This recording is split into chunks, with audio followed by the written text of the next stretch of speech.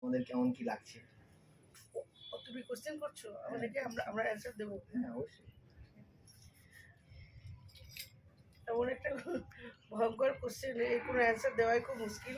কেমন লাগছে অবশ্যই আমরা ছোটোবেলা থেকে সবাই জানি যে মেয়ের জন্ম মানেই পড়ায়া, অর্থাৎ আমিও একদিন বাবা মাকে ছেড়ে এসেছি, তো আমার মেয়েদেরও অন্য জায়গায় দিতে হবে, এটা তো জানার কথা।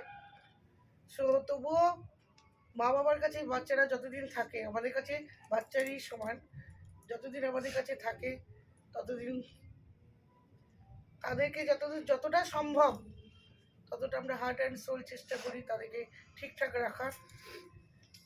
তবে আমার বাচ্চাদের ব্যাপারে, আমার মেয়েদের ব্যাপারে, আমার ছেলেদের ব্যাপারে কোনো কিছু বলার আমার কোনো কিছু ভাষা নেই, কারণ ওরা এতটাই ভালো, বর্তমান যুগের থেকে ওরা অনেক অনেক অনেক ভালো। যুগ অনেক ফাস্ট, কিন্তু ওরা সেই মা বাবার প্রতি ভালোবাসা, মা বাবার প্রতি রেসপেক্ট করা আজও কিন্তু তারা সেইভাবেই চালিয়েছে, চলছে।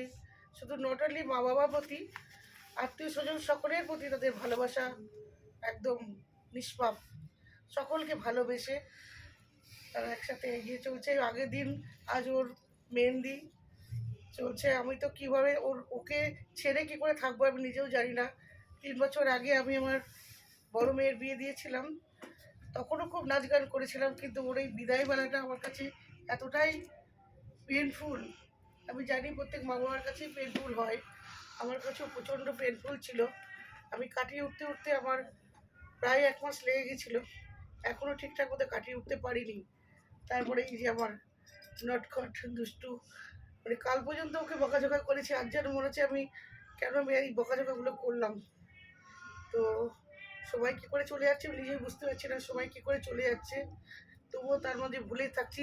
আত্মীয় স্বজন সকল পরিবারের সবাই এসেছে, তাদেরকে দেখে আমি ভুলে আছি। জানি না ওর বিদায়বেলাটা কী করে আমি কাটিয়ে উঠতে পারবো।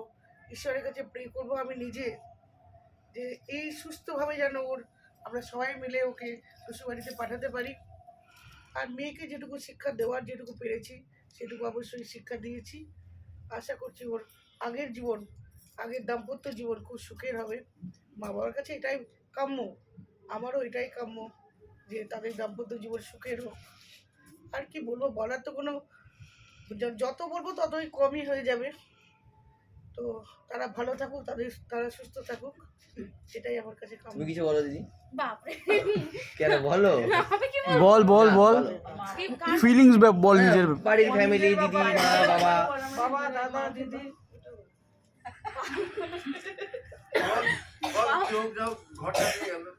হ্যাঁ, আমার ঘরটা আমার না।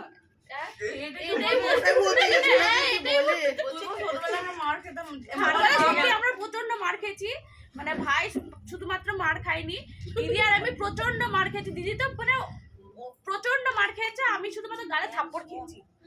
তারপরে সেইভাবে আমরা বড় হয়েছি, প্রচন্ড স্ট্রিক্ট ভাবে আমরা বড় হয়েছি।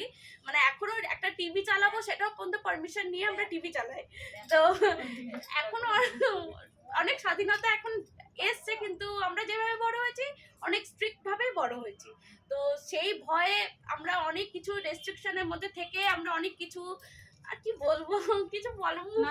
আমি বলছি তুই বল যে যেটা ইচ্ছা হচ্ছে বলো না, যা ইচ্ছা বল না। বল যে ওই রেস্ট্রিকশনে ছিলাম বলে আজ আমরা সত্যি মানুষের মতো মানুষ হতে পেরেছি।